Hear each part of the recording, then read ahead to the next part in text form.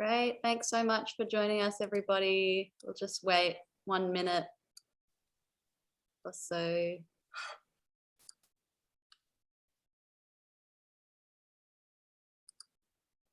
Okay. Hi, everyone. You've arrived. Hi. Yeah. I'm glad. I'm so sorry for all the tech issues. It's okay.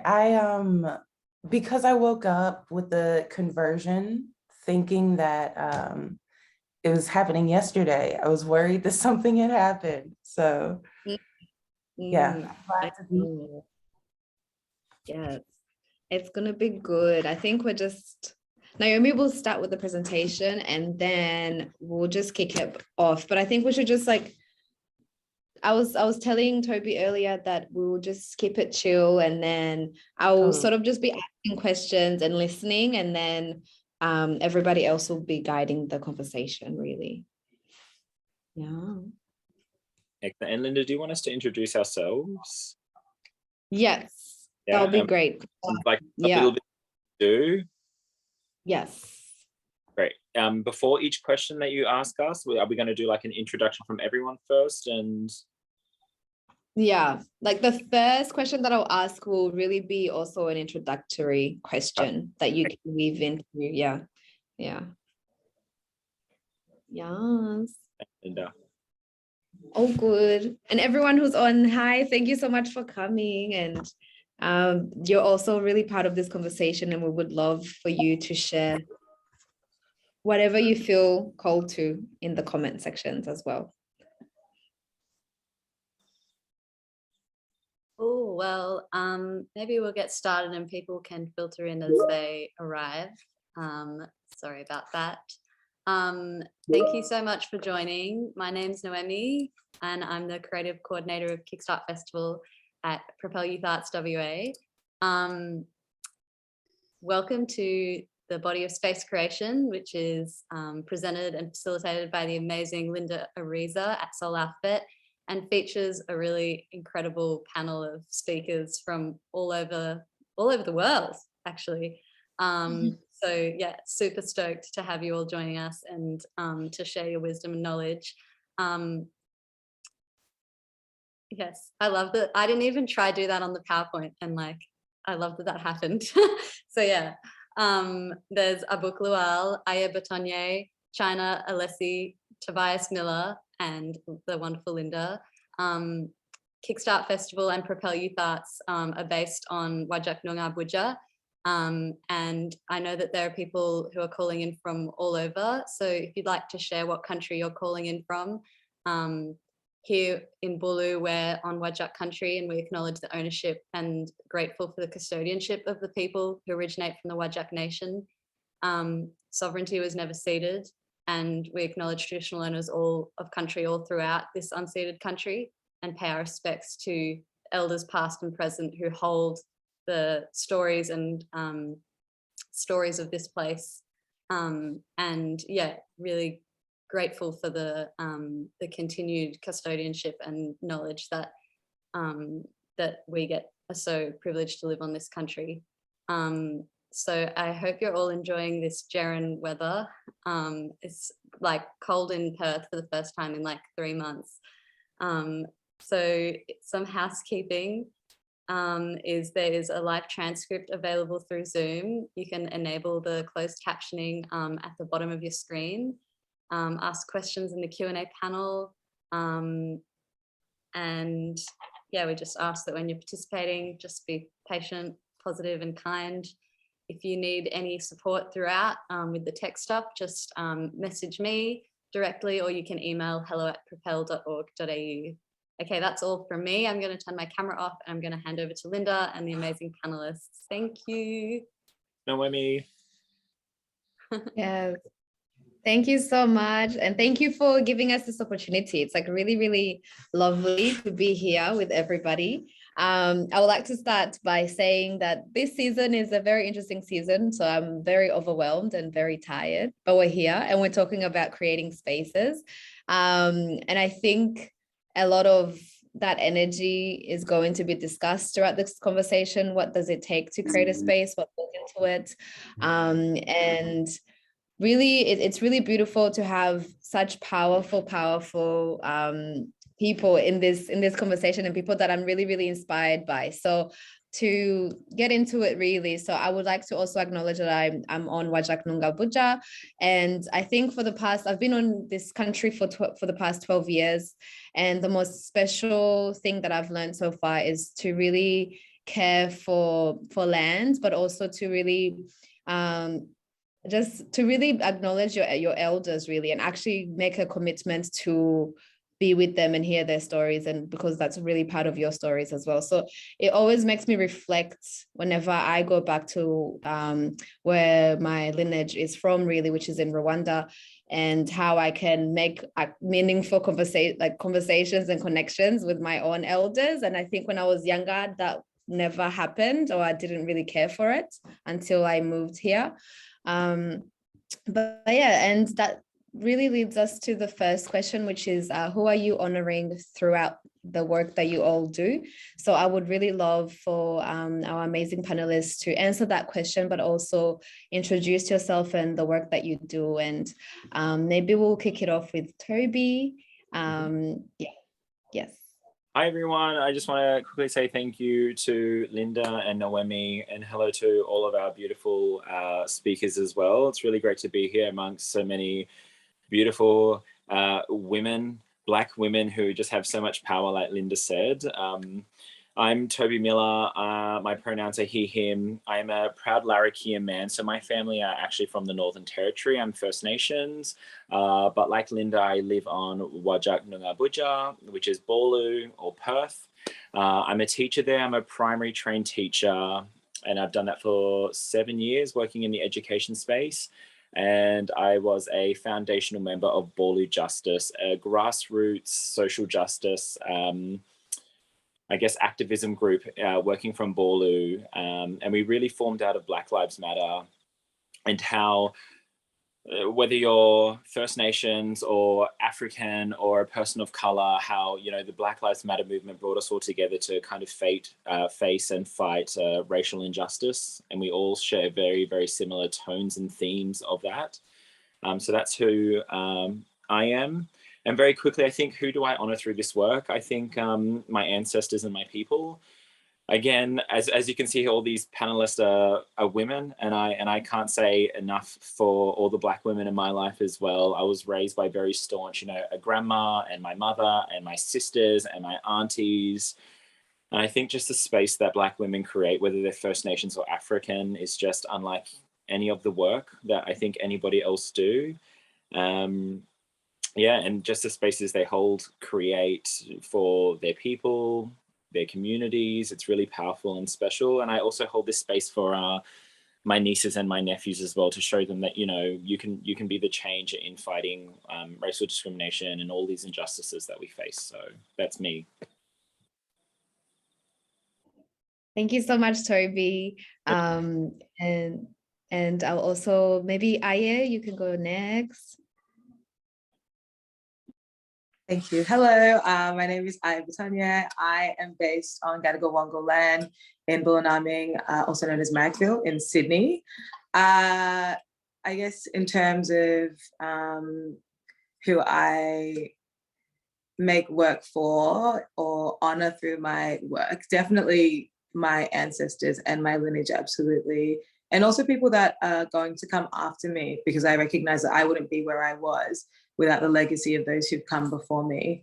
And so it's really important for me to honor that by passing it on and passing any knowledge that I have on. So I try to share the things that I know. I guess what I do, in case you don't know, I am a DJ, so I've been DJing for about 11 years.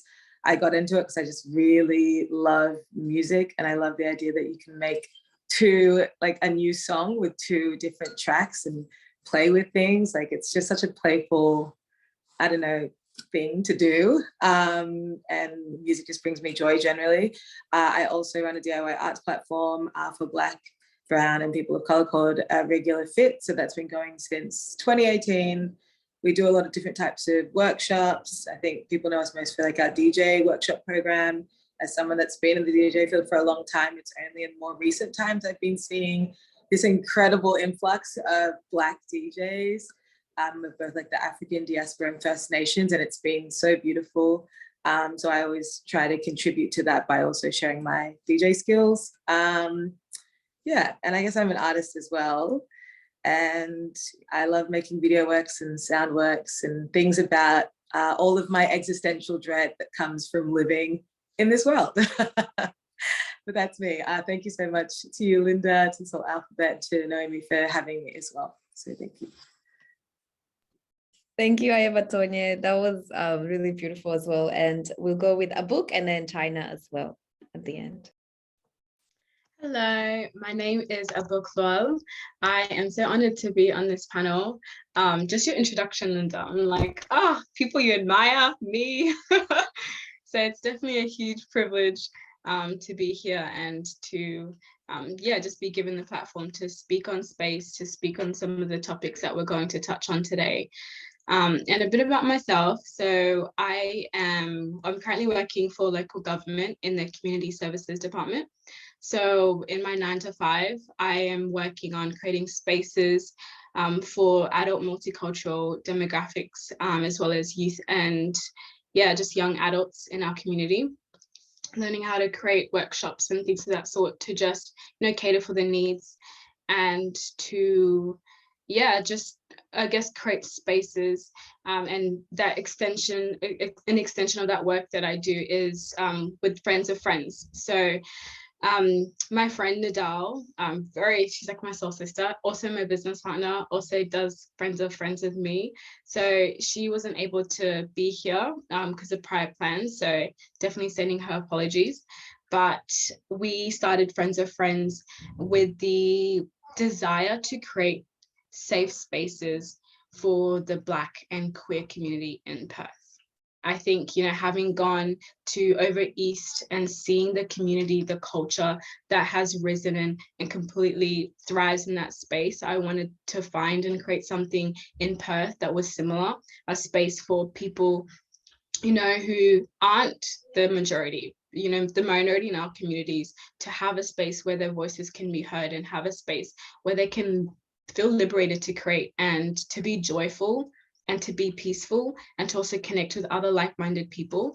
And that's something that's really close to my heart, just learning how to really be of service to people, finding how to add value. So in the work that I do and who I honor with my work, first and foremost, I think I honor myself in my work. I think I am given visions for, what I want to create, the change I want to make in the world.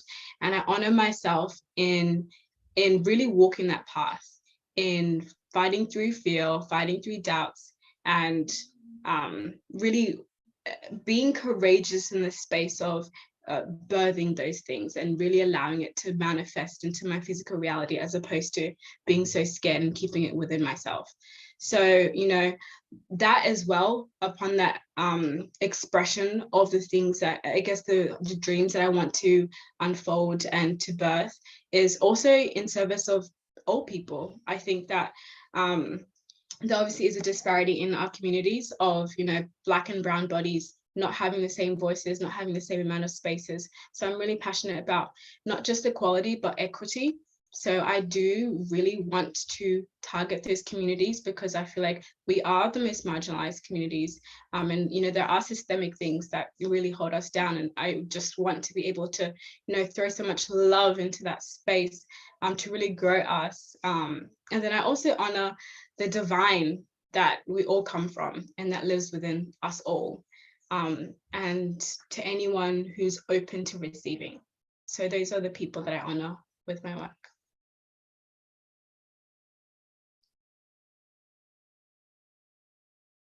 Thank you, Abuk. And now the lovely China as well. Hello, everyone. My name is China Aleisse, and I'm tapping in from Whadjuk, which is also known as Detroit, Michigan. I first started the work that I do, I suppose, living on Turtle Island, but I really found myself and rediscovered what I'm supposed to do while living in Narm. And I started Floating Key there. And Floating Key began as really a cry out for help from working in all of these predominantly white spaces and trying to like bring in Black queers and trying to make space in all of these different environments that really weren't made for myself or any of the people I really was doing the work for. And it was also inspired from wanting to speak to the ways that First Nations people in the African diaspora were connecting or weren't connecting as well. And I just wanted to set really intentional spaces where we could come together and be honest about where we were at and how we got there, but also have a really good time in the process. And I think that we are able to do a bit of both, you know? And so that's like a very brief summary of me starting Floating Key. And once I moved back to Turtle Island to the US, the work really evolved into me realizing that sustainability was something that really needed to be a priority. And Floating Key is like a direct reflection of not only what I'm going through, but the messages that I receive from my creator. And as I was learning to sustain my own life, I was realizing how many other people around me were going through so much burnout. And there's just a long desire to sustain our efforts, but because of the circumstances that we are in, the world that we're in, a lot of us really wrestle with that. And so that's something that has been a new part of what Floating Key is doing, and just finding more ways to connect with people all over the world and really, really emphasize the nomadic element of Floating Key. Also, outside of that, I spend a lot of work volunteering in my community. That's something that I really love doing. It doesn't like bring in heaps of revenue, but it's actually the most fulfilling thing for me to just like give my time to people. So I do a lot of work with food banks and initiatives that prioritize getting people healthy and free food and just connecting people in my community. So I think that's like a big part of my role in life, and a big part of what I do in my community in general is just like connect people and find ways to get resources to people who really need it. And I think when I'm doing this work, I'm absolutely honoring my creator. I'm also honoring my ancestors, as so many other people have said, and I think that's because a lot of the work we do is deeply spiritual as well. And so I'm absolutely honoring my creator and my ancestors, and I'm also honoring my best self, because this work really pushes me to step outside of moments where I might be really angry or resentful or just like not in the best light. And it really forces me to step into the better version of myself and just show up. And so, yeah, I think that's who I'm honoring, and that's a bit about what I'm doing in the world. So thank you for having me. And yeah, I'm excited to learn more about what everyone's doing and share more about myself. Yes.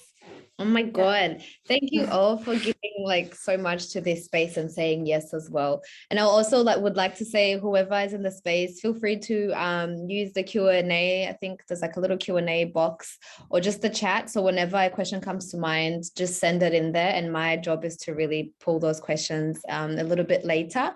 And in terms of this conversation, so the reason why I really reached out to Toby, like from Bulu Justice, like I've always, I've loved Toby. community, and we've worked together so many times. And also Ayebatonye, like I've followed you for so long and love everything that you do and respect it a lot. And Abuk is someone who recently, like our paths crossed, and it was really beautiful, and I really respect the space that you hold. And then Floating Key as well. Like I've actually, when I was in NAM, I never got a chance to go to a Floating Key event or a space being held, but I've really connected with all the podcasts that you are putting out, and I think it's a really crucial resource. So it's so lovely to have all of you here. And in terms of this conversation, so it's going to really go through the body of space creation, and we're going to go through different phases. And the first one is about place, and then Toby is going to be speaking about a question that speaks about place, and then after that we're going to jump into how do we honor our ideas through these spaces we create. And then Abuk will be speaking on that, and after Abuk speaks, we're going to look at guiding politics, and Ayebatonye is going to be speaking about guiding politics that can be put in a place or a space that you create to ensure that safety can't be promised. It can only be, you can work towards safety, but it's you can't really promise it 100%. So and then at the end, we're going to close it off with how do we sustain and continue this work? And by sustaining we're sustaining ourselves and also sustaining the spaces and ideas we're creating. So yeah, I'll be just asking questions, and I'll also pop them into the chat box. So I think, and again, we're not like, there's no right or wrong answer. We're just literally having a conversation. So whoever is in the comment section as well, if you hold different spaces or if you have different ideas, feel free to, give yourself a shout out and share how you do this work. So we'll get into it, and we'll start with Toby. So Toby, your question is really asking, how do we ensure that the spaces we create are respectful to ancestral lineages, stories, and lands? And it's really beautiful that all of us have already stated and mentioned about, talked about this a little bit earlier. So yeah, the floor is yours, Toby. Thanks, Linda. I think this is obviously all the questions that we're being asked today and sharing stories on, it's just absolutely incredible. For me personally, like we all know, we can only ever really speak from our own personal experiences and how we kind of unpack and understand space and place. For First Nations people, it's really just about acknowledging the land that you're on and the land that you come from, and how that is linked to everything around you in your community, basically. First Nations people here in Australia, like the Aboriginal people, we are connected to everything, connected to land, to sky, to, other human beings in our circles, animals that we come across. We are just connected to all things. And I think a lot of different ways that we can go about honoring and respecting this space is a few different things. I've kind of just got dot points here, and I'll just kind of branch on those different dot points. I said, first and foremost, it's really about respect. I think is acknowledging the respect that you can have for various different people in these various spaces that we hold and create in how we connect. But also understanding cultural responsiveness and being responsive to different cultures. I think we need to shift our balance and the rhetoric around, being culturally aware and really understanding and taking on this idea of cultural responsiveness. That's understanding a lot of different people come from a lot of different cultures, and they have different stories and they have different experiences that they share. So I think once, you start with the respect and the cultural responsiveness about learning about where people come from and their stories, you are ultimately creating, these spaces for them, which allows them to honor, their ancestral lineages, the stories where they come from, the lands which they come from, which is really important. So I think that would be probably my first point to make, respect, and then cultural responsivity. Next, for me, I'm a gay male. I'm cisgendered, and I know I spoke about Borley Justice doing a lot of work in First Nations and people of community and the Black community as well, and advocating for those different communities where we all sit in. But we also advocate, as Abuk said she does as well, connecting the queer community, and more often than not, we are the minority in most of these spaces that, and as China was talking about, for all of these systems that have been created, they're built by white people to benefit white people. So, being able to create those spaces and acknowledging things like gender and sexuality is really important. And understanding things like people's preferences, how they identify, getting their pronouns right. Once you respect and honor all those different things that make up a person's identity, ultimately, again, you're creating space for them. You're creating a safe, inclusive space for them where they feel like they belong, they're heard, and they're also seen, and they are understood. I think that's really important. Again, I think I'm just going to circle back to respecting people, and that comes under what I was saying before about being culturally responsive, understanding different people's opinions and experiences. That's very important. You can only ever really speak from your own personal experience. Somebody else's narrative necessarily isn't your narrative to tell.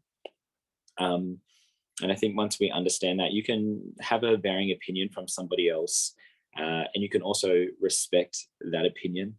And you can be kind, and you can still show love to that opinion as long as it doesn't necessarily, it's not based on, I don't know, racism or judgment. People could just have a different way of, I guess, uncovering the world and understanding the world. Just because someone has a different opinion to you doesn't mean that they're necessarily a bad person, if that makes sense.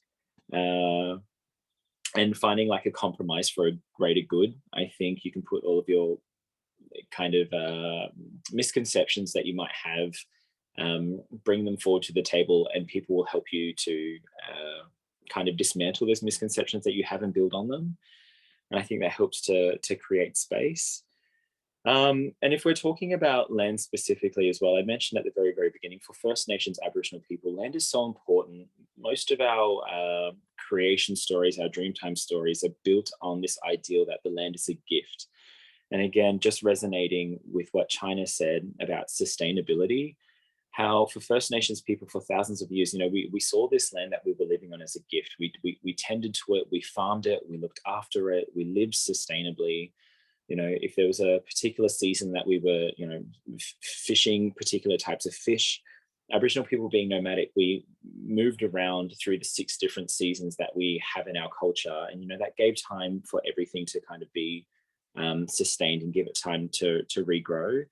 So I think once people start to shift that lens, and looking at, the land as obviously this is going to sound really dumb, but a living thing that gives back. I think once people start to sit in that space of sustainability and understanding that deep connection that people have to the world around us, I think that's really, really important. And again, helps to build that capacity of how we are connected to land and honoring the various spaces that we live in, recognizing and acknowledging, traditional names for places and traditional names for things.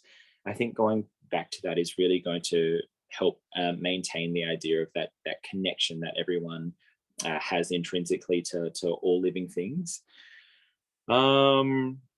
And I think really as well, intersectionality plays a big part into it. So many of us sit in so many different communities, and we belong to so many different things, and that adds to our identity and who we are as people. I think that's really important. I mentioned at the beginning in my introduction, I see the tireless efforts that women, Black women, First Nations women, and women of color just in general from all around the world. I just see how much space they create. That's not to say that men aren't doing the work, but if you look at this panel right now, I'm surrounded by beautiful Black women, like really doing the work and holding spaces. And for like First Nations people, and I know for the African community as well, when someone's got big auntie energy. And that's the only thing like I can equate it to when you're working with like Black women. They've just got this joyful, electric energy that they bring, and it's just like love, and it's acceptance, and it's like sitting down to dinner with all of your aunties, and they just have like soul food for you. Like that's the kind of spaces that I am so lucky and grateful to be a part of. And I think as well, looking at that diversity that we have and that intersectionality, how we all come together with all of our different, parts that make up our identity, I think that's really important and beautiful, and really honors the work in the space that we have, and creates this wonderful space for connection and storytelling and sharing to happen. And the last point that I really want to make and that I want to touch on is, for us, all of our communities, our ancestry, when we look back at it throughout history, we never had the Western ideal of writing things down and recording things. All of our stories have, for thousands of years, been passed down orally through stories. You know, we listened, we saw, we experienced, we learned, we replicated. I think that is one of the best ways that we can hold space as well. Even just saying that now, I don't know about all of you, but I got goosebumps. And but I just, even like from my Aboriginal tribe that I come from, it's matriarchal. So land is passed down to women. Women are in charge.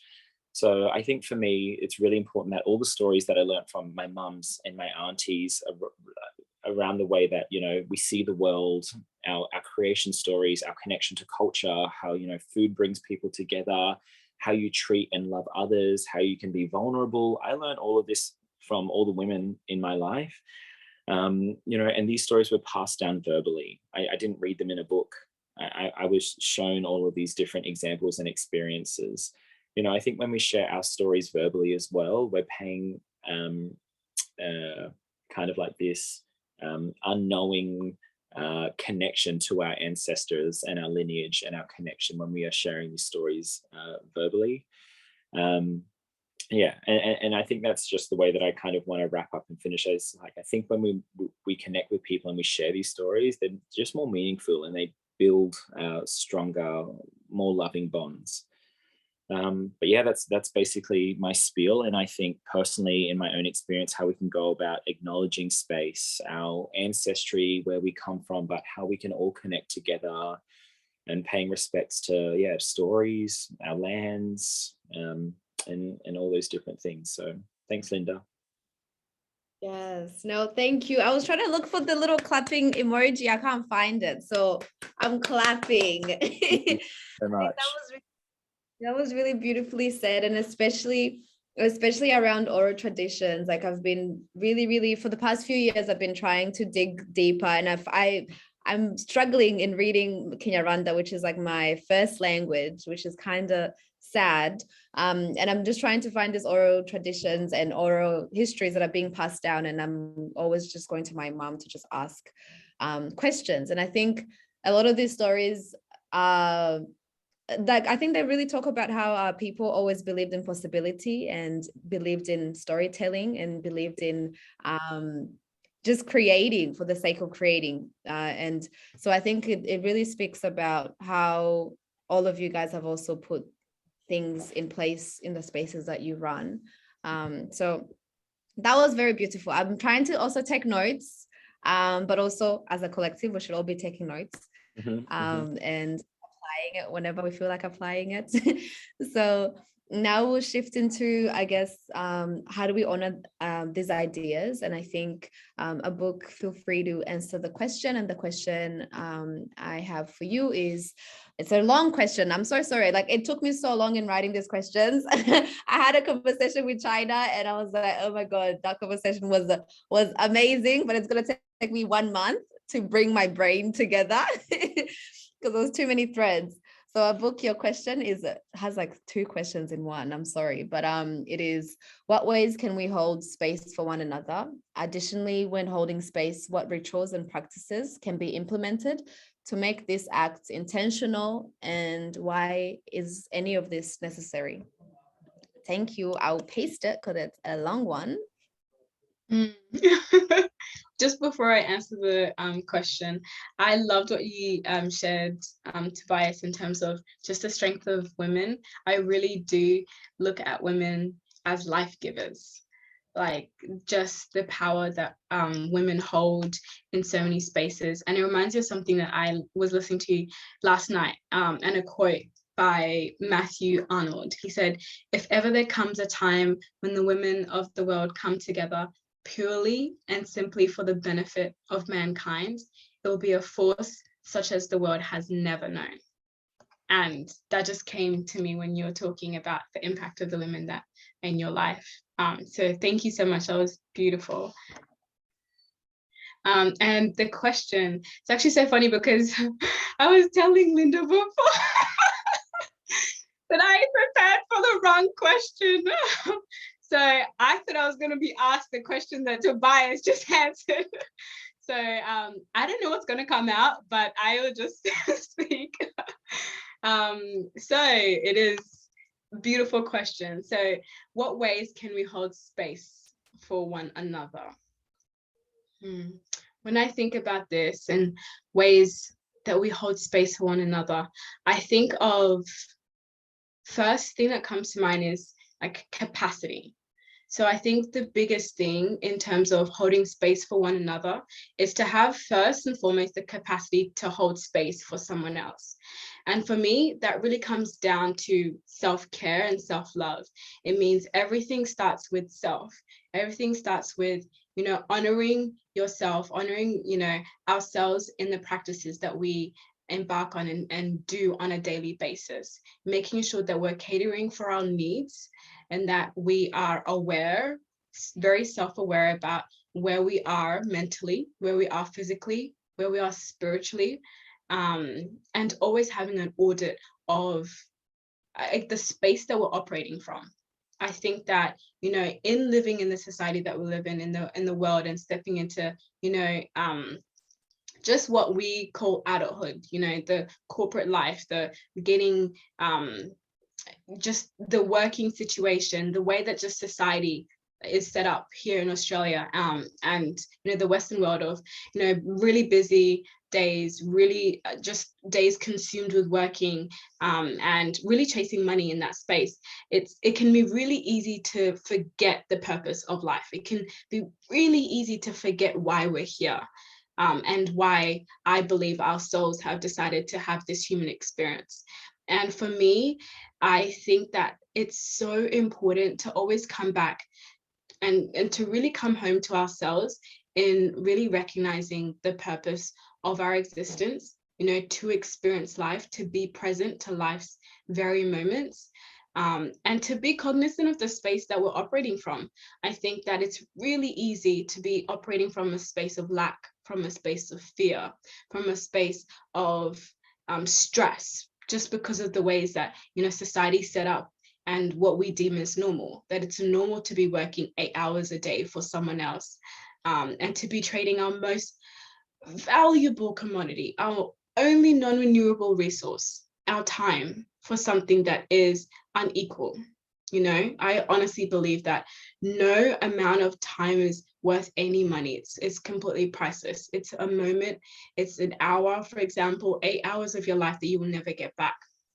So for me, in the lives that we lead and how we lead those lives, I think it's really important, first, as an individual, to really be to really hold space for ourselves first, and to increase our capacity in the way that we navigate.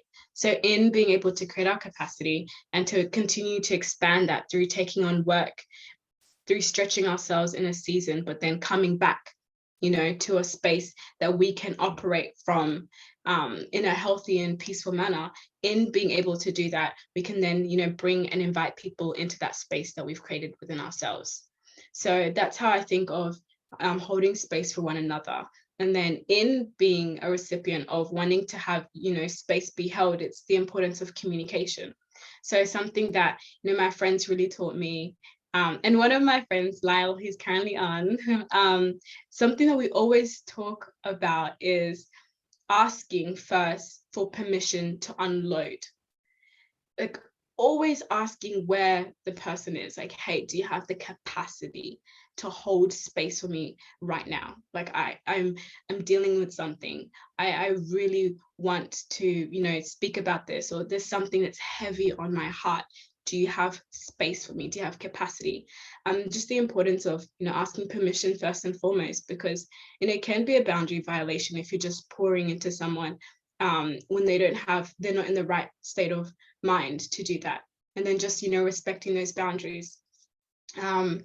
And in terms of, rituals and practices that can be implemented to make this act intentional, I think of my own rituals and practices. And on a daily basis, I wake and the first 30 minutes of the day is just in silence. Like, I'll wake up, I'll put my oil diffuser on, and I'll just like I'll first of all thank, you know, my creator, thank God, thank the universe for another day.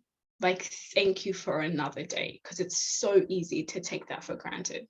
But thank you for another day. Thank you for this day that you've gifted me with.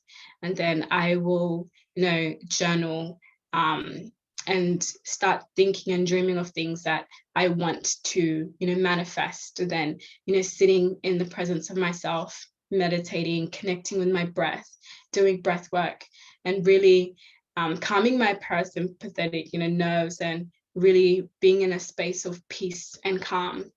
And that, for me, determines the rest of my day. I can recognize when I haven't set aside that time for myself in the morning, the ways that how it changes the way I interact with other people throughout my day. So just the importance of, you know, really aligning myself with, you know, like my best self, who I want to be today. Who do I want to step into? I really want to step into the fullness of myself.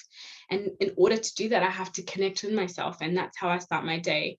And then finishing that meditation practice with affirmations. So affirming, that's a beautiful ritual that I would definitely encourage everyone to do, is affirming life onto yourself, affirming the things that you want to speak of yourself. You know, I tell myself, like, I'm a powerful person. I am loving abundance. You know, I leave everyone better for having known me. I am like, where God is, I am. Just speaking life. So, you know, in the way that we carry ourselves throughout the day, we have awareness, and we're cognizant of our power, we're cognizant of the people that we are, because it's really easy to forget that, especially as, you know, minority people in society. You know, when we're living in a society where the representation of our people and our demographic isn't always positive. And the narrative is something that isn't always, it's not the narrative most of the time that we want to step into. The stereotypes that we've been fed from a very young age, or at least for me, and that I've seen exposed, you know, just existing is a resistance to that, just existing and stepping into ourselves. And for me, stepping into the fullness of who I am as all the facets of what makes me. Like Tobias, you mentioned how we are all intersectional and we all are part of different communities. And I completely resonate with that. Like, I'm not just a Black woman. I'm not just a woman. Like, I'm also a Black woman who loves old people, who loves women. I'm also a creative. I'm also a businesswoman. I'm also entrepreneurial. I'm also really nerdy. Like, I'm also very sporty. I can also be tomboy, but then very feminine. Like, I am a multitude of expressions.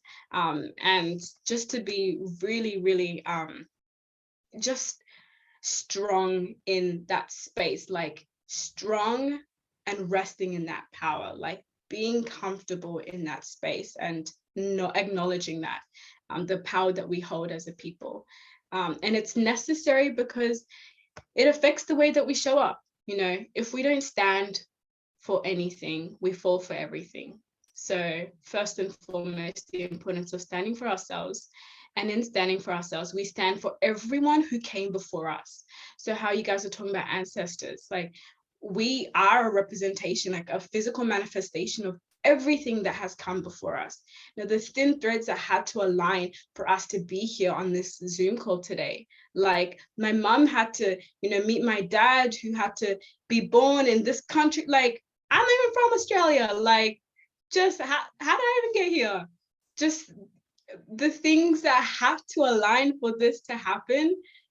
So it's necessary to really stand in that, to stand and be rooted in ourselves, so we don't fall for anyone else, or fall for society, or fall for what society wants us to fall for, or just fall as a people. Because I think it's really easy, you know, being Black and being a Black woman, to be lost in a sea of whiteness and to try and assimilate, and in assimilating, losing myself. So I have to come home to myself. So thank you. Exactly.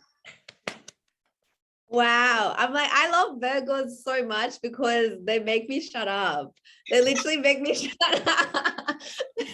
Because I'm like, I'm a loud Aries annoying person, and I just love Virgos because you just say just things and I'm like, wow, I'm already like relaxed. But I think in a book, like in terms of friends of friends, I think that was the first ever event that I entered that was like a poetry event, a music event, but also that started with everybody in the room saying a mantra or a prayer together.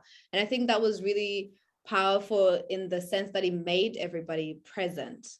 And I've never really been in a space like that hasn't been when I was younger, when I was going to church and my mom was like forcing me to go to church. And I think really being so intentional about how you open space is something that I've learned from friends of friends, and something that I really respect a lot. So thank you for that. And now we'll move into the other phase of this conversation, which is guiding politics. And this question is for you, Ayebatonye. And the question is, what politics should this work be grounded in? Additionally, what principles can be created to ensure that they are respected, and what can be done when boundaries are crossed? Again, a long question, so I will paste it. Thank you. Yes, a long question, but an amazing one. And yes, to sort of echo what Lual was saying, that was incredible, Abuk. Like, I think even to start off my response, I am someone that very much leans into finding safety within myself in order to ground myself and create any guiding principle. So I find that everything you spoke about was so relatable. Yeah, it's so important for us to ground ourselves in ourselves. I think to speak about guiding politics, I first want to say, because language is so subjective, the way that I think about politics full stop is less about systems of power and more about being in relation to others and creating agreements with one another and finding ways to collaborate in the ways that we do things. So yeah, I think that it's a challenging question, because I think, as both Abuk and Tobias have already said, it's like I can only truly speak about my own experiences and not that of others. And I feel that we're all on our own journeys and how we come to create our guiding politic or, understand things about ourselves. Something I think for me that has been very helpful in understanding how I want to relate to others in the world is the ecosystem of social change map by Deepa Iva. And that's sort of centered on equity, liberation, justice, and solidarity. It sort of speaks about how we as humans all sort of have things that we do. It's sort of like speaking to or working to your strengths. And instead of expecting everyone to do everything, we collaborate and we work to our strengths collaboratively to create amazing solutions. And it's sort of like, I love mushrooms. And so similar to like the mycelium network and the way that mushrooms work underneath the ground with this amazing root system and work with other plants and things like that. And Adrienne Marie Brown speaks about this a lot as well. And even just the way that birds sort of operate and work collaboratively to make things happen. And bees, I could go on forever about all the different things in nature that do amazing work and collaborate. That's how I try to understand myself as a human who is, also a living creature on this earth, and think about how I can relate to others in that same way. Like, I think it's really important for me to be transparent. It's not always easy. I think that a huge part of my guiding politic is also trying to communicate constantly with people, because it's so easy living in the society to base things on assumption. And it's sometimes easy to forget as well that as humans collectively, we've been indoctrinated into this BS that is living under white supremacist capitalist society, which means that there's so many things within myself that I have and have to continue to unlearn so that I can work with others in a way that does truly honor my ancestors and my lineage, honors the First Nations people of this land. Like, there's so many lessons I have and I've continued to learn. So I think a big part of my politics is also being willing to push my ego aside and make mistakes. Well, when I do make a mistake or an error or do something that causes harm, being accountable for that, and not just through my words, but also through my action, and also sort of consistently reflecting on, actions and checking in with people. I feel like that's what I'd say on that. In terms of boundaries and sort of maintaining politics. Like I think, yeah, coming back to the social change ecosystem, it's like about creating decisions collaboratively rather than me defining things upon myself. I think something that you spoke to Tobias initially was sort of always considering intersectionality in the way that we make decisions as well. And that's something I'm constantly cognizant of, like in spite of my own lived experiences, it's always really important to check in with others about, you know, things that may be barriers for them, especially thinking about it from an irregular fit perspective. Yeah, I guess like, to come back to what I was saying, learned so many things in all the years that I've been sort of working in community spaces. I have learned so many things from incredible Black and Brown activists, scholars, lecturers who have written amazing bodies of work. A book that I read really recently that I actually found really incredible and sort of challenging my thinking and helping me reframe things was Sand Talk by Tasmia Popota. It's this like incredible book where it sort of leans into what we're talking about, the importance of like oral storytelling, the importance of reframing the way that we look at things that are happening in this world, and how we could do things differently moving forward. Yeah, so I guess I always like to be challenged. I feel like when I get on panels, I have a tendency to ramble, so I'm like trying to come back to what I was saying.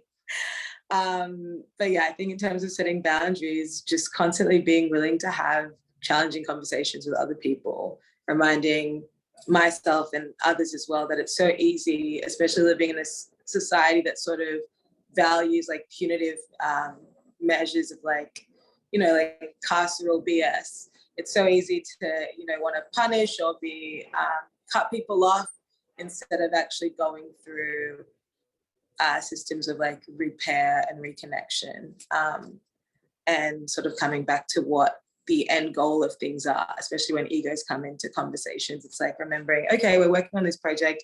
Maybe we're having a bit of a disagreement for X, Y, Z reason, but let's sort of circle back to what this is about and why we're actually working on this project, and how we can get to a point where we can do this project with that at its core, rather than us thinking about other stuff that actually doesn't relate to this. So yeah, I think that's all I would say on that. But yeah. Yes. Thank you. I really need a clapping emoji. Oh my God, I can't find one. I am frustrated.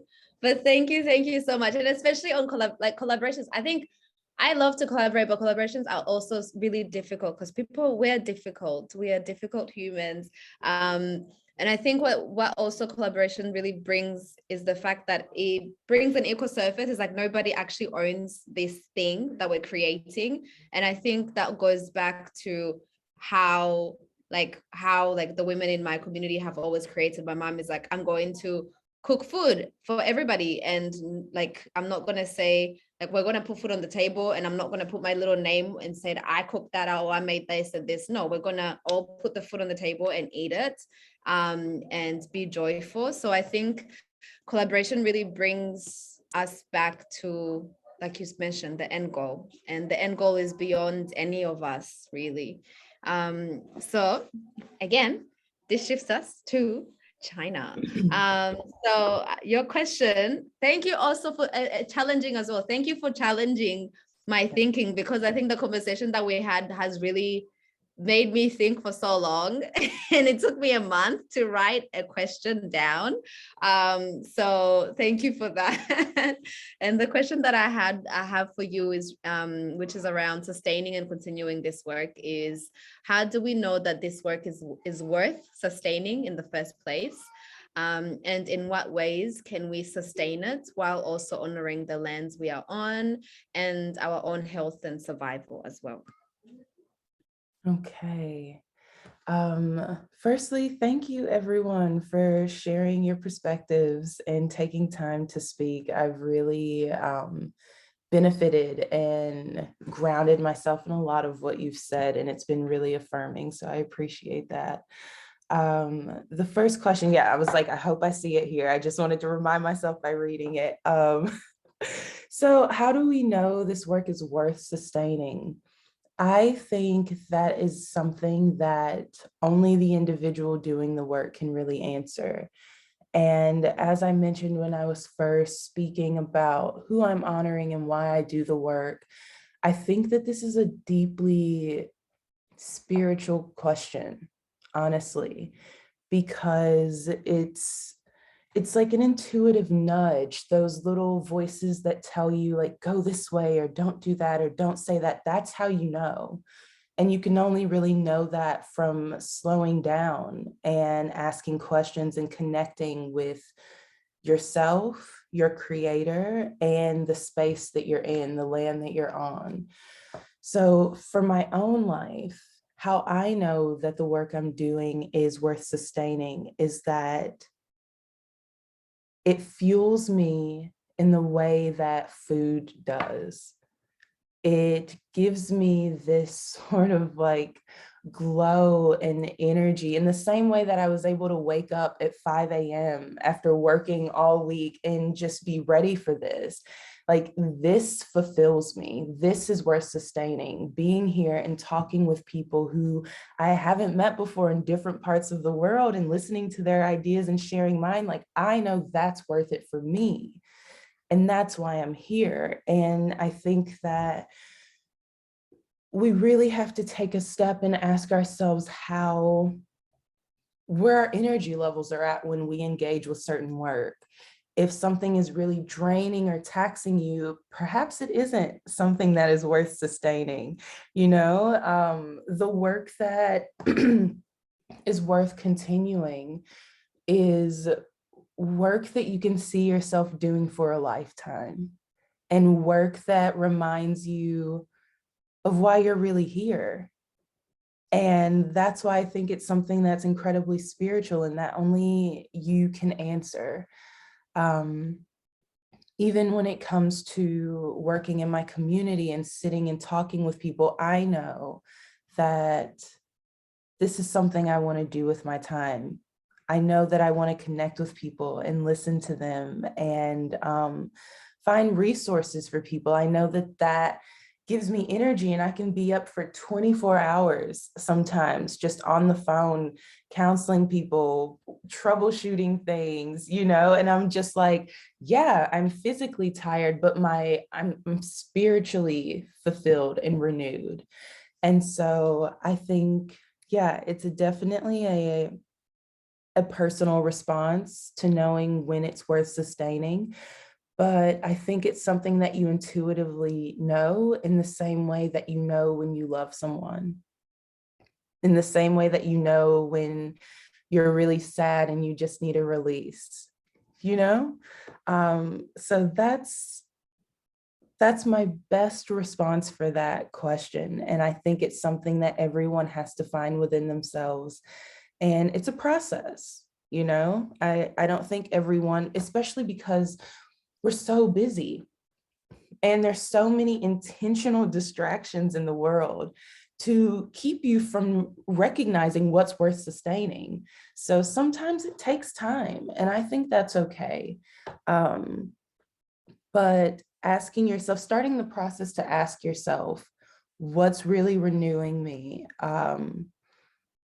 Where do my thoughts go when I have a moment to just rest?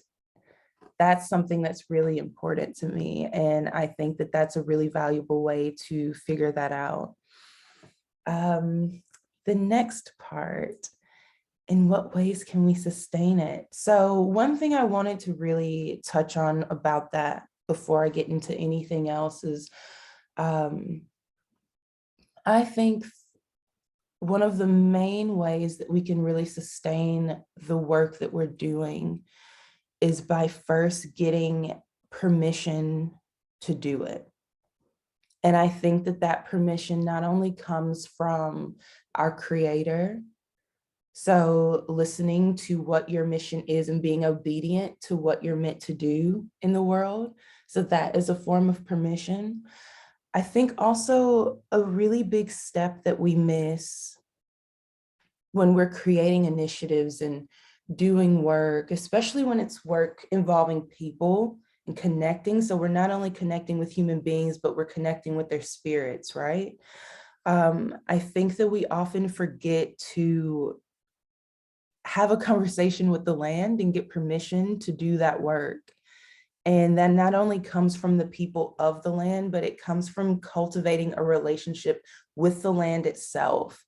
And when I was in NARM, I was really, one of the last events that I did was talking about, it was this event called Reclaiming the Naming, and it's about what you can reclaim on land that's not your own. And I am a big believer that even if you are not of the land that you're on, there is a relationship you need to cultivate with that land on an individual level. And you have to do that, of course, respectfully, but there's a process that you need to go through to really connect with where you are and to really ask, what am I able to really do here? Is some of the work that I'm wanting to do work that I need to do on other land? I think that there's this element of permission that really needs to be focused on in terms of sustaining it. And I say this because I've deeply benefited and been held by the land that I've been on. And it's because, in my opinion, I've cultivated that relationship of looking after it, cleaning it, thanking it.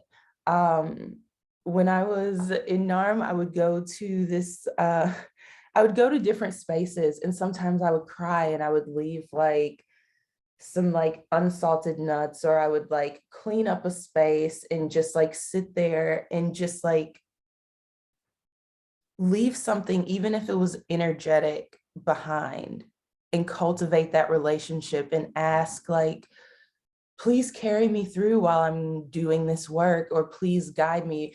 Will I ask that, you know, the energy of this land connect with my own guides, those who are willing to, and assist me. And I also asked for permission from an elder while I was in NARM before beginning Floating Key, and had conversations with people saying, these are the sort of conversations I want to have. This is who I've been before this. This is what I've learned since I've been here, and this is what I want to speak to now. And when I moved back to Ayebatonye, although I was born here, I haven't been here for a really long time. And I wanted to reach out to Anishinaabe elders and just say, hi, if you're willing to build a relationship of trust and just meet with me and talk with me about what I've done before and talk with me about what I'm interested in doing here now, I'd really appreciate that. And I'm also interested in having your support in doing this work while I'm here. And I think that that's a big part of sustaining our efforts. And it's something that really gets missed because a lot of things are online and on social media now. And I think people really prioritize that presence versus what's happening in real time, face to face. And that's something I speak about a lot because I'm not huge on social media, and a lot of the work I do is face to face, and it is with working with people directly in my community. So I think that that's a big part of it. I also think it's really important to have an understanding of what you're bringing into the work that you're doing, what you're bringing into the spaces that you intend to co-create within, and be honest about what you can and cannot do. I think that that is really important in sustaining the work. And I think in order to do that, there is a lot of individual reflection time that's needed. And I do my best not to assert that we need to heal on our own. I'm really working on getting out of that thought pattern and reframing my words, because I know that a lot of the healing that we need to do is within community spaces. But I think that this is a part that no one else can do for you but yourself. And I think it's really important to have an understanding of what your capacity is and be realistic about the sort of goals that you're having and be realistic about what you can do at that time. And it's a reframing of the mind of allowing ourselves to be okay with maybe only being able to do one thing a month or one thing every 3 months. It depends on where we're at, you know? And I think that it's a complete process of undoing a lot of what we've been taught of what success is, and reminding ourselves that being successful is really just, in my opinion, being obedient to why you're actually here. And sometimes what you need to do the most is have a conversation with someone. Sometimes what you need to do the most is get some sleep. And that is the best way that you can honor yourself and sustain yourself. And I think intentionality is really important. And I've been really focusing on intentional periods of rest. Like before I go to sleep, saying, when I wake up, I'm going to feel like this. And when I go to sleep, I'm going to like release these things, and like just being really intentional about how I'm resting, I think is a really big part of sustaining our efforts. And honestly, yeah, I think being intentional is a really big key. And I have so many other things that I want to say, but I want to be mindful of time as well. But I think that some of the bigger things is definitely getting permission from our creator, from the land and the people of the land that we're on. I really do want to drive that home, because I think that people really miss that step, and they think that it means, I don't think it has to mean what it may sound like it means, if that makes sense. I think it's like a spiritual permission thing. And I think it's also in asking permission for anything, it's in showing respect in the same way that you might ask your grandmother if you can go out and play as a child. It's the same way of just, it's just showing respect. And if someone was on the land that you were from, I think that you would want that as well. And so it's about being really mindful of that. And I just want to remind people that the land really will carry you. And I say that because I've really, like, it makes me emotional to even say, because I've really benefited from it. And I'm really grateful for the relationships that I've cultivated in the different spaces that I've lived in.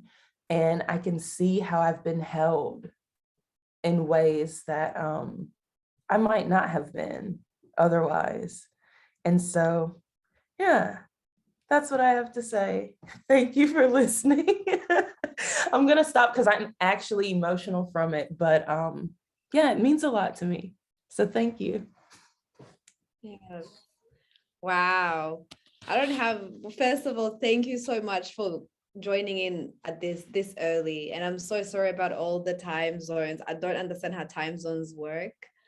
But like Abuk said, like something, we were aligned, all of us were meant to be here and join at this very hour. So that was, I don't have anything to really add to that. I think that was a very beautiful closing to what spaces are. And I think it also makes me reflect, because I think even with Soul Alphabet, we've missed a lot of the steps that you've mentioned. And that's like the honest truth, that we've missed so many, because I think a lot of the time, like in terms of resting, I don't rest. Like even right now, I haven't slept in 3 days, which is a bit hectic. I know. So even when I asked that question, I was a little bit guilty. So I think like, yeah, that whole conversation around really holding yourself accountable, and also just coming back to it, like it's okay. And as long as you hold yourself accountable and do the work and be better. So thank you for that. And I think there's some questions that people have. So feel free also, anyone who has other questions, please send them through. I will just pop these ones up on live. We'll maybe give questions about 10-ish minutes, just because we're running a little bit behind time, and I want to respect everybody's time zones. So this is the first question. Whoever wants to take it, take it. So actually, maybe everybody can do it. Does it come up? Can anyone see it? It does. It basically says, is there a book that you think inspires your work to create spaces? A book that you can share with people.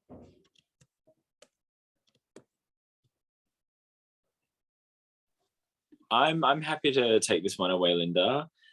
Just from a teaching perspective, I think it's so important that we are showing, I guess, the younger people in all the various communities that we come from, like literature that resembles them, where they can see themselves in the stories being told, that representation. I think that's really, really important. Going back to what so many of us have spoken about here tonight, is that is our power. That is that thing that sets us apart, our blackness, our aboriginality, our connection to land and culture and our elders and all of these places.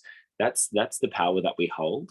So when you are, for me as a teacher, it's just children's literature, showing different kids that you have in your care or in your communities, whether it's nieces and nephews and the children around you, to show like, this is what representation is. This is our power, and these are the beautiful stories that we have to share. And I think that's so important. So for me, it's children's literature, but even in some powerful books, like looking at I always forget the author, but like things like White Fragility, books on like decolonizing your mindset, and looking at things like white supremacy and all of those things. There's a whole list out there that you can tap into. But I think those are some foundational books that people should be looking at to kind of declutter their minds and their ways of thinking with all the systems that we've been raised in. I love that. I think in what I would say a book that's inspired me to create spaces is actually a book that has nothing to do with like externally creating spaces. So Tobias, he talks about like talking about systems and what's happening in society. I would the book that has completely changed the way that I navigate the world is it's like China said, it's this whole journey, it's really spiritual. And I love that you brought it back to that at the end of the day, I feel like we all communicate energetically. We all come here, I feel, for a very intentional purpose. And I think anyone who's been given the privilege of living it's on purpose, and it's like stepping into a life on purpose as opposed to on like by default. So a book that's helped me so much is A New Earth by Eckhart Tolle. And this book just explores, it's really like deconstructing like everything in terms of, you guys mentioned ego. I think it was Ayebatonye who talked about ego. And ego categorizes, like ego likes to put things in boxes. And I think that this society is very ego driven. It's all about domination. I think that's what we see in the Western world. It's dominating and it's colonization and things of that sort. But this is like, it's cutting all of that back. Like, okay, let's go to the essence of who we are, which is a soul. And that soul we all have within us. Like individually, we're a drop, but together we're the ocean. And it's coming back to that truth that we all are a reflection of each other. And it's not about like how you present externally. It's not about what you identify as externally, because these are all vehicles that are temporary, but the soul it's permanent, and it's everlasting. It's always here, and it always will be. So that helps me come to the truth of like what I am, who I am, where I'm from, whose I am, and then being able to see that light within other people. So that definitely helped me create spaces then externally to reflect that internal change. Yes, thank you. And then there's also another question. Actually, I don't know how to use Zoom. There it is. So is there a moment you experienced in a community space that made you feel the way you hope to allow others to feel in the space you hold? So I guess, is there a moment that my brain is a bit slow. Is there a moment you experienced in a community space that made you feel the way? Yeah. So basically, have you been in a space that has truly held you? I think.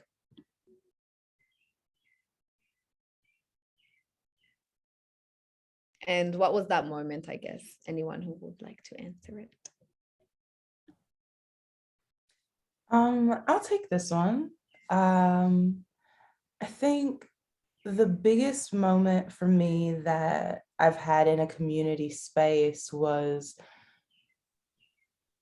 within my family first. And I think about this a lot because from a really young age, I feel like I was aware of myself in a way that made it a bit difficult for me to connect with other children. Like the way that my mind worked, I really connected with my grandparents more than anything else. And I'd like sit with them and talk about things that like none of the kids around me were talking about. People are like, oh, that's so weird. Like, what are you even saying? We just want to play. And I'm like having these like deep thoughts and like staring off into the sky and like, so the elders in my life, I say they gave me something at a very early age that I really want to be able to give to others. And that's to really just help them, not even help them. I just want to create space where people are comfortable to be themselves and to just like be confident in saying what's on their hearts. And I've been really blessed to have that at a very young age. And so I think my great-grandparents, my grandparents just listening to me and being like, no, that's not weird. No, that's okay to think like that. No, let her dress that way, or like, we're sitting and talking, you go on, like, let her just be. And I want to create spaces where people can just be, because I've really benefited from being able to grow up in this world and make my mark, knowing that it's okay that that's my mark. And so I think creating spaces where other people feel confident and comfortable to do that is really vital for me. Yeah. Thank you. Thank you. And then there's also another question, which China, I think you touched on it, which is how do we, Anesu asked, how do we preserve ourselves while also paying tribute to our community so we don't tire ourselves in the process? And I think maybe if we can go around and if anyone can just say one or two things that comes to their mind. And I think, China, you mentioned a lot about being intentional about how we are resting. I think that's what I'm taking away from this, and that's what I need to remind myself. So that's my input. Yeah, I can jump in a bit on that. I very much resonate with a lot of what you said, China. I have absolutely experienced burnout before from not resting, for trying to do too much without the capacity to do so. So I think something I really benefited from was sometimes also asking myself why I was doing it, sort of coming back to ego, because there are times that we say yes to things, whether it's like from a people-pleasing mindset. I don't know what your childhoods were like, but I'm the eldest daughter of a Nigerian family, so there was a lot of people-pleasing to be had growing up.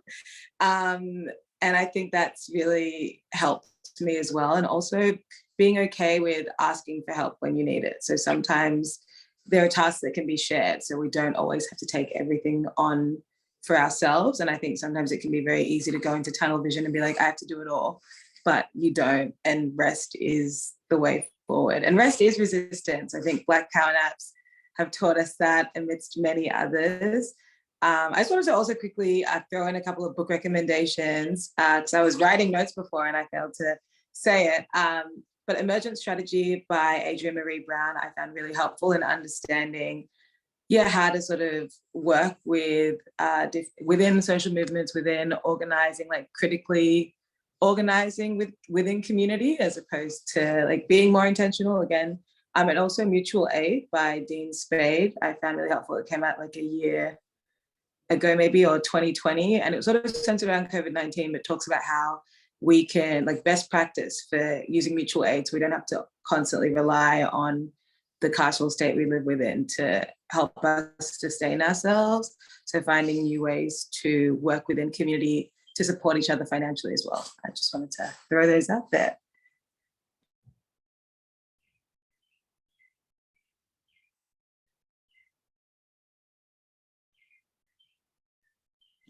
Cool. And then, I could, yeah, I didn't know if anyone else was going to speak on that question. I'm happy to go last if anyone else wanted to address that question beforehand. I'm happy to jump in next. I think it was so powerful listening to China speak in terms of the spiritual aspect that we all have as, you know, First Nations people and Black people as well. And that's something that you can't really, you know, explain to white people or people that don't maybe necessarily belong and or see the world as this spiritual kind of all these spiritual transactions that we have in terms of energy and creating space and all of the amazing things that we've spoken about tonight. But I think as well, the way that we can, if I quickly just check the question, is how do we pay tribute to our community so we're not tiring ourselves out? Is I think like China said as well, like showing up authentically. You know, people can tell when you're not being genuine, and they can. I think they can see straight through all of that BS. Like it's just allowing, and like you said as well, there's so many quotes from tonight that I've written down and that are just like sitting with me, and I'm just now like starting to ruminate all these different ideas But like even just you so simply put it, China, was just to let people be, like just to let them be themselves, to show up how they want to show up, to dress how they want to dress, to give the energy that they want to give, that isn't too taxing on them. And I think for us as well, to protect our space and our community and our own self-care, I think we also have to come into not always being reactive to situations. I think most of our activism work, well, specifically for myself, and I know a lot of members on the Booraka Justice team, we're so gung-ho in that first year that Black Lives Matter really, really amped up and took off that we just were all burnt out within the first 6 months. And, you know, we all took some time off and said, well, how can we go about protecting this space and our space and our energy and our time? And I think we came to it just not to always be reactive. There's definite moments where we need to, you know, be manning the trenches and be fighting on the front lines in terms of activism, but it's not always that. It's forward planning as well to go, all right, this aligns with us or this event needs to happen. And I think we have to find peace in those moments as well. It's just not always having to react to the situations or the people that we're in, and just find that peace within ourselves to give ourselves the time and the space as well. I think that's really important. I love that. I think just to echo on that quickly, when I think of, you know, preserving ourselves, I think of boundaries, like establishing and setting healthy boundaries, and then being really disciplined to keep and uphold these boundaries. So whether that be, you know, a specific time that you're going to dedicate to doing community work or being of service, but then having the rest periods that China, you said, and then what you said about, you know, being honest about what you can and cannot do. I was like, oh, that's a huge boundary one, like being really, like honest about that. And then courageous enough to verbalize it, because, you know, like you said, Ayebatonye, as a people pleaser, for me, a recovered people pleaser or recovering, one of those, sometimes it's a balance. It can be really easy to throw away those boundaries for someone else's comfort. But, you know, the importance of that in preserving ourselves, as well as just being really intentional as well about the work that we do, how we want to show up to that work, and choosing joy. I think that's a huge thing, especially in this world. It's so easy to fall into the narratives of the news and things that are happening in this world. There's a lot of negative news, and that's what news is, right? If it bleeds, it reads. So choosing joy, despite, you know, things that might be heart-wrenching that are happening to our people, it's choosing joy and showing up in that space for ourselves, so we continue to add and give from a space of abundance, so we don't tire ourselves in the process. Absolutely. Okay, my mic is on. I'll just like wrap up what I have kind of touched on a bit before in sharing my own step and how I've really like worked to not tire myself out further. So I think, again, just being really honest about what does drain you. For my own life, I realized that social media was really draining for me. And I bring that up to say that when you do acknowledge what's draining you, you need to act on it. And once I realized that, you know, a lot of people noticed, oh, you're not on social media anymore. The only social media presence that I have is through Floating Key, because I've said to myself, I have energy to put into this. This is more valuable to me than having a personal account. This is what I'm focusing on. And I removed a lot of other personal presence from the internet world and have just really focused on the community work aspect. I also have really taken time to develop episodes for the Floating Key podcast and have taken time away from posting online because I've needed to. And it doesn't mean that hasn't made me uncomfortable. I've had to be reassured by people who love me, like, it's okay, Floating Key's not going anywhere. You know, I'm like, I need to make a post. I need people to know that it's still happening. And people are like, you need to rest. You are tired. You're doing all of these other things in the world. And a lot of it can't be shared because it's sacred. Just chill. You'll make a post when you're supposed to. And so I'm just sharing a personal experience to remind other people that, like, yeah, you can only do what you can do. And showing up doesn't necessarily revolve around having other people know that you're doing it. And so it's like, as long as you are doing what you can do and you are doing what you are meant to do, and I don't think that our creator would put more on us than what we could actually handle. I think that we do it. So as long as you're doing what you're meant to do, it's like completely fine. And I'm saying that even to myself, you know, as a reminder, because yeah, I'm not huge on, I just would rather be out in the world or having conversations like this, or like sitting on someone's porch talking, or like volunteering somewhere and like passing things out. That's actually what I love doing. And that's how Floating Key got started, because I was surrounded by the people. We were doing the work in real time. You know, I'm like, I'm not interested in this like influencer aspect. I have to be honest about that. And in being honest with myself about that, that's how I can avoid tiring myself out, because I'm not putting pressure on myself to be someone I'm not. And I'm being mindful of the fact that I am showing up and I am doing the things, you know? So yeah, I'm not wrapping these up as well. I'm like, so yeah, but that's how I feel about that. Just remember to honor yourself and practice being okay with just being who you are and doing what you're doing. I think that's the most realistic way, and not being in comparison, because being in comparison will exhaust you. And I know firsthand, it will absolutely exhaust you. Oh, well, they're doing this. Oh, I saw that post over there. Maybe I should do this. It's like, oh my gosh, it's exhausting. It's really tiring. So yeah, stay in your lane and just be obedient to what you're doing. I think that's the best way not to tire yourself out, while honoring the work you're doing and the people you do it for.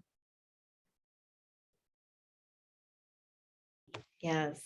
Wow. And I think that's a really beautiful way to conclude this. I feel really joyful, and I'm really, really, really, really appreciative of everybody's time and all the work that you all do. And I just want to come, hopefully, to your side of the world and come and experience irregular feeds, come experience floating key in real life, and also being in community with Bull Justice and also friends of friends here is a huge honor, because I continue to learn and you continue to hold me, and I continue to serve and hopefully hold you as well. So I'm really really glad. I don't have much to say. If I think we can even close it here, but I would also like to say a huge thank you to everybody who was in this space with us. I really love how it's so small and intimate. And I think it's really, I think it just feels so much better. I came in really stressed because I was running late, but now I'm walking away feeling so much better. This was meant to happen. And I think it's going to truly be a resource for ourselves and a resource for anyone else who can have access to this. So thank you. Thank you, Abuk. Thank you, Toby. Thank you, China. Thank you, Ayebatonye. Thank you. That's all I have to say. Thank you, Naomi, as well, for allowing us to host this with you guys. Yeah, I have nothing else. Thank you all so much. That was so incredible. I felt like just the luckiest little fly on the wall. Just like, yeah, how just deep and insightful and generous. I just wanted to say that Kickstart Festival is on for the rest of the week. There's heaps of events to get involved in. Soul Alphabet is running an amazing workshop on Saturday, which is kind of delves more deeper into all these kinds of questions. So yeah, if you do have time, I highly encourage you to sign up. We also have Noongar language with Sharon Gregory, songwriting, dance, coding workshops. So yeah, all kinds of fun things, and heaps of podcasts and videos to check out. Lots of local young artists. But yeah, I think that's all. We should all get some sleep. We should all eat some food. Thanks for your time. Thanks to all the people who came along. Thank you so much. Does anyone else have any last words? No, just how blessed, honestly, like how blessed are we?